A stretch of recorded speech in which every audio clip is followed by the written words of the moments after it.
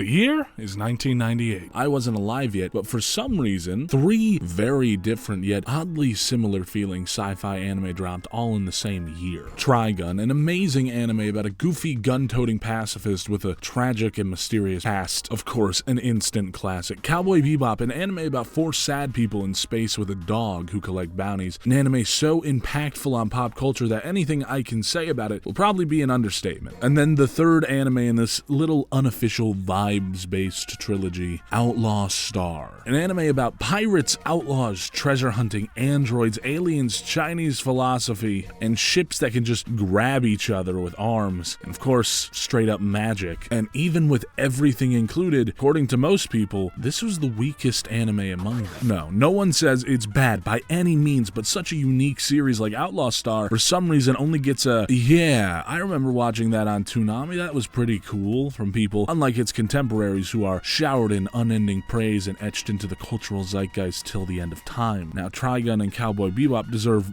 all of the flowers they're given. I wouldn't say otherwise. I love them both. But I think Outlaw Star deserves just as many roses. Yes, if you couldn't tell by now, I really like Outlaw Star. But I feel like people should like Outlaw Star a lot more. You could like Outlaw Star a lot more. This series not only gets outshined by the likes of Cowboy Bebop and Trigun, it gets outshined by like a bunch of other random 90s sci-fi anime too. I mean, how are you gonna let somebody know about the irresponsible Captain Tyler, but not strap them in a chair and make them watch Outlaw Star like it's a Clockwork Orange? Irresponsible Captain Tyler is good, but it got a little odd towards the end of its first anime. And Outlaw Star not only doesn't get the limelight it deserves, it's just kind of been cursed to have roadblock after roadblock on its way to icon status. For some reason, the universe sees it fit to punish Outlaw Star for merely existing. Like one example, getting an entirely unrelated series of light novels tied into its continuity for some reason unknown to both God and man. So I'll be telling you about that, of course, but more importantly, and sooner, I will be pushing the Outlaw Star agenda in this video, so let me start that right now. Outlaw Star is an anime and manga about the ragtag crew of the Outlaw Star, the ship they run. The gaggle of goons we have here for our entertainment is made up of the following freaks. Gene Starwind, the leader and the mainest of main characters of the series. He's the pilot of the Outlaw Star, good at most things, and notably has a gun that shoots magic. He runs a handyman business that does literally anything for money. Seriously, you could ask these guys to bounty hunt for you or fix your car. He does all of this with our next character, Jim Hawking, an 11-year-old technological genius who is the co-owner of the handyman business with Gene for some reason. Like, where did you find this kid, Gene? A little weird, but hey, the bros. Gene and Jim take on a job from a mysterious woman with pirates after her. The job goes so sideways that the woman, Hilda, fucking dies, and they get left with the ship she stole, the Outlaw Star. They also get left with the next member of the crew, the very, very special bio-android, Melfina. Melfina is timid, but golly, she does care a lot about the boys, and that's to take care of them because they're bums. Really, her role in all of this is that she is, as I said, a very special android that can interface with the Outlaw Star. She, of course, has to get naked to do this, but I mean, hey, how else would you do it? I mean, it's what I would do. When Melfina is interfacing with the ship, she's like the galaxy's greatest navigator, but her mysterious origins and her special ability to interface with technology will be more important later. The last 2 members of the Outlaw Star are its big bruisers, to put it simply. We have Twilight Suzuka, an assassin originally meant to kill Gene's friend slash guy who gives him a lot of jobs because he wants to sleep with him, Fred Lowe. But she was soon turned to his side because, well, Gene's just such a swell guy. She's basically unstoppable, kind of like a female space version of Goemon from Lupin the Third, but she uses a wooden sword instead of, one made of meteorite, because she's just that good. Then we have the best character in this show, Aisha Clan,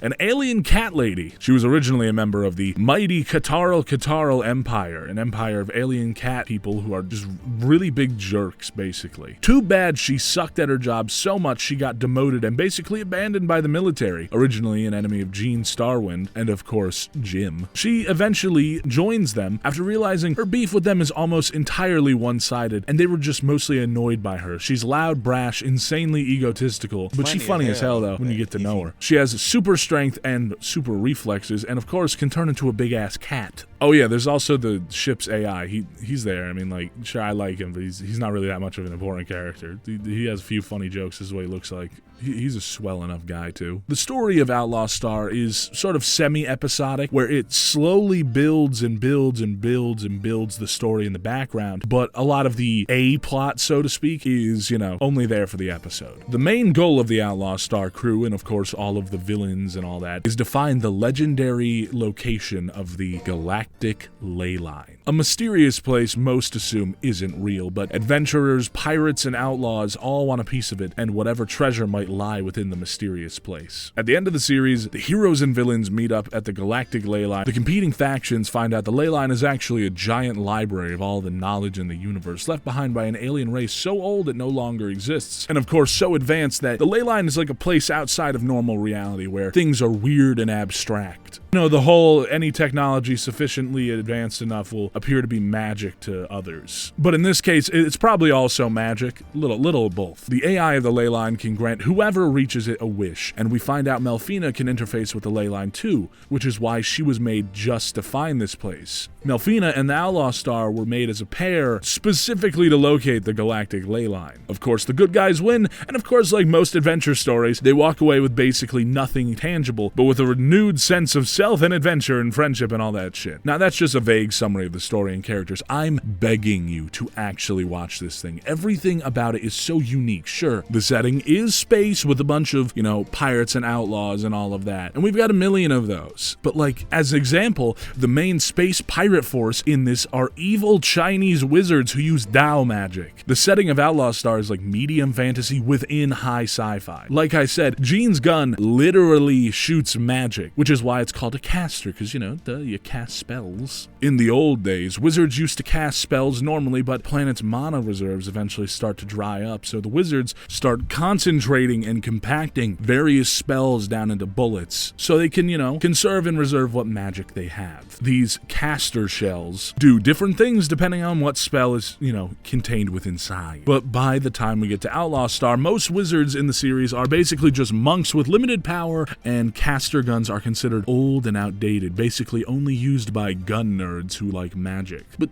why is this? Who wouldn't want a gun that shoots magic? Well, it's because the Chinese wizards that I mentioned before have nothing to do with caster magic. Yeah, that Dao magic is completely different and uses chi instead of mana. Yeah, so that's why the wizards and caster guns are seen as old relics of the past, because why do you even need them? Why go out of your way to try and use caster shells and mana to do magic when you could just be Chinese? Yes, this sci-fi 90s lo-fi hip-hop and chill background visuals anime has two whole different magic systems within it. I don't know, man. I just think it's a really cool setting where you got swords, guns, lasers, alien powers, robots, androids, and cyborgs, and magic all rolled into one, with a bunch of cosmic bullshit too going on with the ley line and other such things. The characters themselves just work really well together. They bounce off of each other. You get to see all of these characters just hanging around and interacting a lot, which I think is insanely important. The biggest hurdle besides the pirates and evildoers in this series is the fact that the main gang are just fucking broke, and I think that's my favorite part. Like, yeah, they're all in this together because they ain't got nowhere else to go. A great example of this with the characters' dynamics and, you know, how they're all broke is the episode The Strongest Woman in the Universe, where the entire gang gets involved in this scheme to have Aisha win a women's fighting competition so Fred Lowe doesn't have to marry a woman. This being the Outlaw Star crew, of course. It ends with everything on fire. Aisha turns full cat mode to fight another woman who turns into a wolf, and I mean, just look at this and you tell me it's not peak. I dare you. It's also just a really pretty anime. The character designs have these clothes that are all very super 90s, 70s sci-fi, you know, with a weird Mobius-esque influence. Not on everyone, of course. I mean, this is still an anime.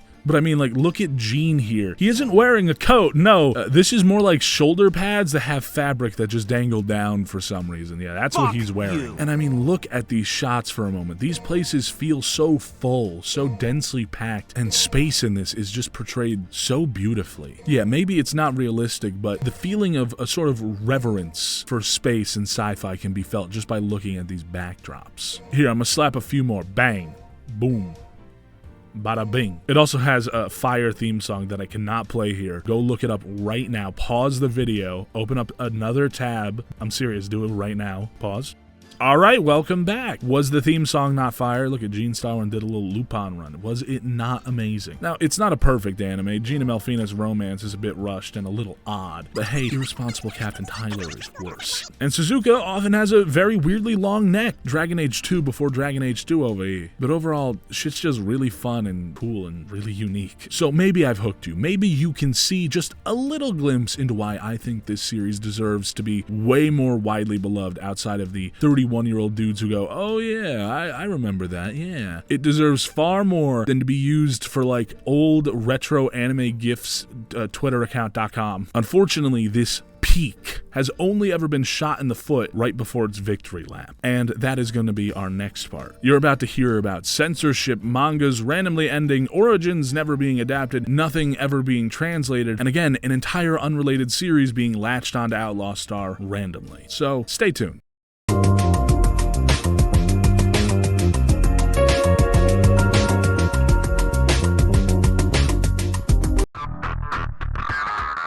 Okay, seriously, this series is like a never-ending train ride of mistakes, not made by the author or anything, just the world seems to want to punish Outlaw Star for some reason. To start with, the anime came to America and was slotted into its iconic spot on Toonami, but of course, it being the 2000s and the 2000s being a little odd, they censored the shit out of this anime. I mean, not like 4Kids level, but, you know, not too much better either. Now, don't get me wrong, Outlaw Star isn't the most gooned out series at all. No, that's its sister anime we'll get to in a second, but yeah, it has adult content. It's a show for adults, but even adults had to be limited in the 2000s for some reason. So moments of nudity got the old digitally added clothing treatment, and some of the more violent aspects of the series may have gotten edited slightly, but that's not the biggest deal in the world. People deserve their art uncut, but the product remains viewable at least. The issue doesn't end with less boobs and less guts. It gets worse. Like the second to last episode of the series is very well known for that one time where shit is just completely gooned out. I don't know, the animators were celebrating. So because the episode was so gooned out, they cut the entire fucking episode during the original airing. An entire episode was missing, but to make it worse, it was a pretty good episode. But more importantly, it's filled with a big last minute lore drop on the magic and the wizards and all that shit I spoke before. So yeah, all the info on the casters, the wizards, and all that are just gone. Yeah, okay, whatever. Sure, fine, fuck us, I guess. All that info on the mana and all that, yeah, you don't get it. Sorry, it's 2001. 9/11. Fuck you. But the worst of the worst about the original airing was that they censored the best character besides Aisha, Fred Lowe, because I'm not gonna sleep with you. Yeah, they removed his open lust for his best bro, Gene. Yeah, this is definitely the worst crime committed in 2001 by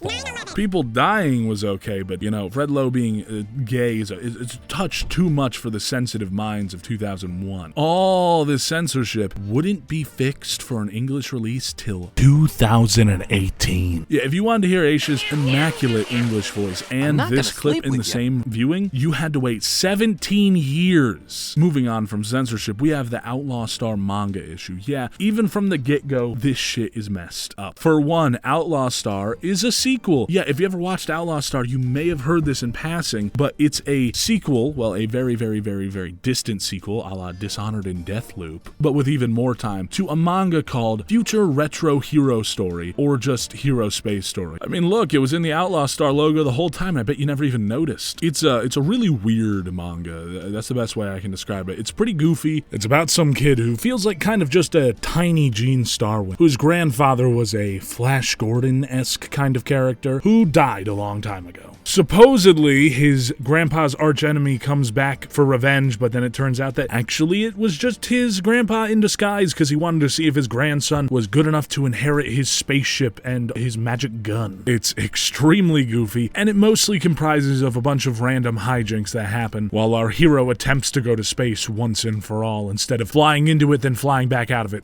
repeatedly. It focuses on our main guy, his weird, annoying teacher, his religious friend, and a magical girl who falls in love with him. And of course, his disembodied grandfather who's a brain in a jar with legs. And of course, a robot who worked at the largest and oldest restaurant chain in the universe. But it does technically lay the groundwork for all the space travel mixed with magic that we'd get in the Outlaw Star. And plus, you know, it's still plenty Chinese, just like Outlaw Star is. So read it if you want. Problem is, I'm sure you've realized this, but not only was it not released in English, it it was never animated either, because we can't have anything. So you're not even allowed to properly start the Outlaw Star saga. But the Outlaw Star manga itself has problems. For one, the anime and manga are super different, and unfortunately, the anime is better. I know the manga has its shooters. If you're one of them, hold on, let me, calm down. But dude, the anime is just better. The main cast is basically just Jim, Jean, and Melfina, and Hilda, actually. Except in this, she's just fucking evil and is around a lot longer and then dies in an explosion by Jean's hands. Suzuka and Aisha only really show up towards the end, which sucks because even in the manga, Aisha's still the best character. I'm sorry to all the manga shooters out there, but the anime is just so much more fun, and the manga is also just so much more naked, so maybe that'll draw you in. The manga's still good, it's just the anime is so much better. So the anime and manga are basically two different products that just look the same, but we're not done with the manga's problems either. The manga just isn't fully released, not even in Japan. There are 3 volumes of the manga, released in your standard manga format. Unfortunately, there's more than 3 volumes worth of chapters. Yes, the story continued after the 3rd volume for just a little bit, but was never collected into a paperback.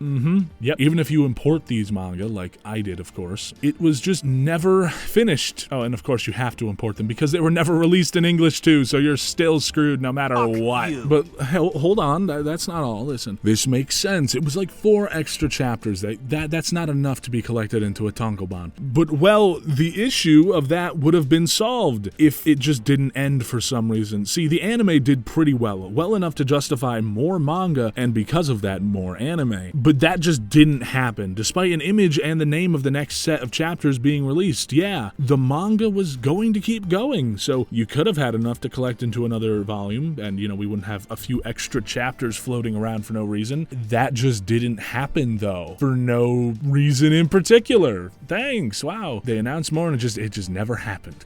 That's so cool, wow. So for all intent and purposes, the manga is just unfinished. Without a complete release in both Japan and the rest of the world, the original series that it's a sequel to is super obscure and unreleased in English and isn't printed anymore in Japan as far as I can see. The anime was also meant to get another season alongside with the manga getting more story, but that just never happened for some reason. Okay, so what else could possibly happen that just to, fuck with us fans? Well, Angel Links can happen. This is that sister anime I mentioned earlier. Angel Links is an anime set in the same world as Outlaw Star, but instead of following a group of outlaws, we follow a private public servant group who run a free security company to protect people from pirates, and mostly, they just kill a lot of pirates. We follow Mei Fong Lee, leader of Angel Links, whose grandfather's dying wish was to have her form this free pirate killing service, and she's great at it, and her team too. Unfortunately, her love interest, who is way too old for her because this is any media made before like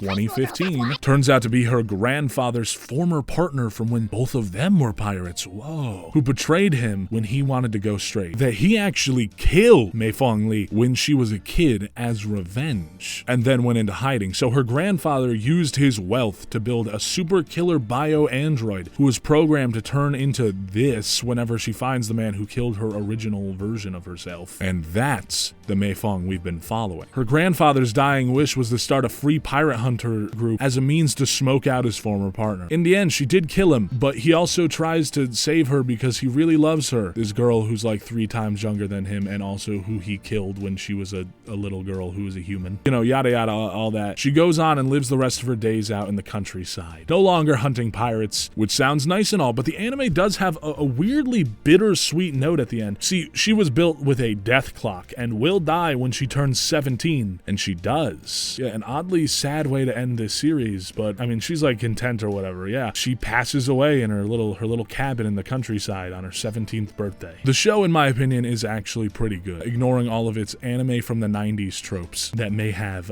bogged it down a little. The animation is actually really good, at times better than Outlaw Star, especially in the intro. Jesus. Like, look at this. The art style is pretty swell, but man, when I said this show was gooned out, I wasn't lying. There's also an alien cat that turns into a sword that lives in her boobs. Okay.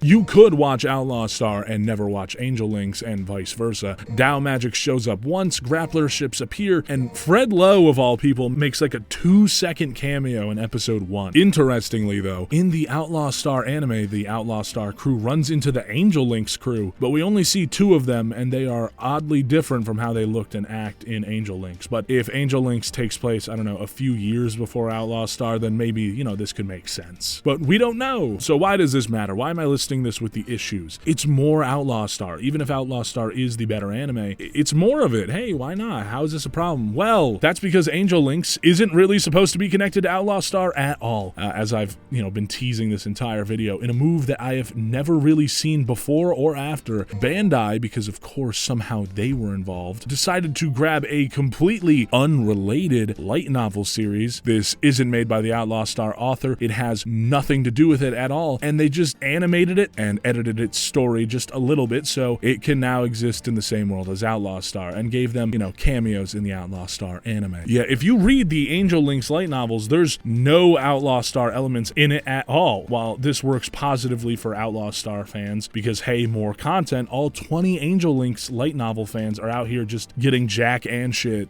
I mean, put yourself in their shoes. Imagine your favorite series, you know, that's a little obscure, finally gets an anime and they just like connected it to something else. And that's all anyone's ever gonna know. And that's what comes up when you look up your favorite little light novel series or whatever, is its weird anime adaptation. Seriously, if you can think of any other examples of something like this happening in any medium, please tell me. I'm being serious right now because this is just an insane situation. I didn't believe it. I had to like read like 50 different forum posts and Wikipedia just to prove that it was real. And finally, to end off this, the final problem is the author of Outlaw Star, Takehito Ito, just sort of dropped off the face of the fucking earth after Outlaw Star's manga just didn't continue. He did make 2 more manga, one with like sub-negative info on it online. I'm being serious. This is the like only info I can find is this ancient ass forum, and like this furry anime that did get a 7-episode OVA. Both I can only assume are extremely short. His last credit said he worked on Yu-Gi-Oh! 5D, and that was like more than 10 years ago. It also says that he worked at Marvel after Outlaw Star ended.